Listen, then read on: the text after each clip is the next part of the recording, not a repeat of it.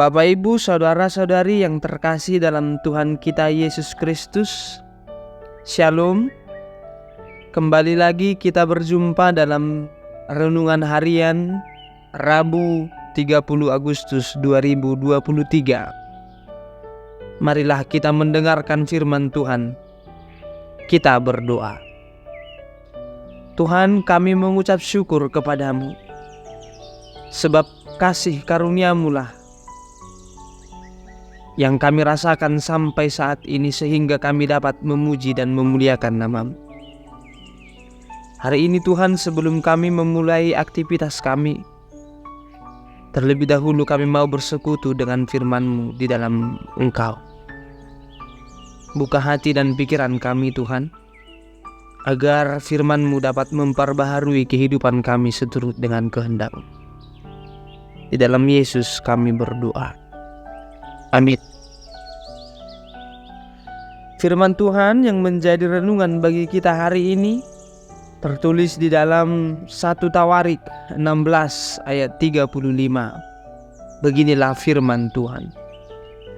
Dan katakanlah, selamatkanlah kami ya Tuhan Allah, penyelamat kami, dan kumpulkanlah dan lepaskanlah kami dari antara bangsa-bangsa, supaya kami bersyukur kepada nama-Mu yang kudus dan bermegah dalam puji-pujian kepadamu. Di dalam bahasa Batak dikatakan, Jaladuk hamuma tupahi mahami ale debatani hatuau nami, jalapapungu jalapalua hami sianak kabangso parbegu, asahu puji guarmu nabadiyai, dalam artanggulhon puji-pujian mi hami ido sahatna. Bapak Ibu, firman Tuhan yang baru saja kita dengarkan tadi ialah bersumber dari seorang raja yang bernama Daud, yang dipilih oleh Tuhan Allah untuk memimpin umatnya, umat pilihannya. Di dalam kehidupannya ia berefleksi sejenak, melihat semua tindakan dan perbuatan Tuhan yang luar biasa di dalam kehidupannya. Dan di dalam pujiannya itu, ia selipkan doa permohonan, perlindungan, dan pembebasan dari ancaman bangsa-bangsa atau musuh. Tetapi yang menjadi perhatian atau fokus kita adalah perkataannya itu menunjukkan, menyaksikan bahwasanya perbuatan Allah itulah yang menjadi sumber pujian umat Tuhan Allah. Maka hal yang sangat penting bagi kita, umat yang percaya, adalah bersyukur dan memuji Allah atas segala yang Dia berikan di dalam kehidupan kita. Itu sebabnya pesan penting dari teks ini adalah mari berserah kepada Allah dalam segala situasi kehidupan kita.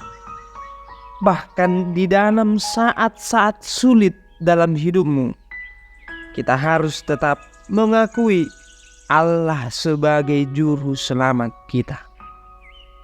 Bersyukur memuji Allah ini mengajarkan bahwa kita tidak hanya meminta, tetapi juga terus mengingat dan menghargai setiap berkat Allah yang Ia berikan. Karena bersyukur merupakan tindakan spiritualitas yang membantu kita menjaga pandangan yang positif dan mengingat betapa besar kasih dan kemurahan Allah di dalam kehidupan kita. Maka memiliki kesungguhan yang lebih untuk mengucap syukur dan memuji daripada hanya meminta adalah cara orang berhikmat melihat bahwa tanpa Allah dengan kasih kemurahannya, kita tidak ada apa-apanya.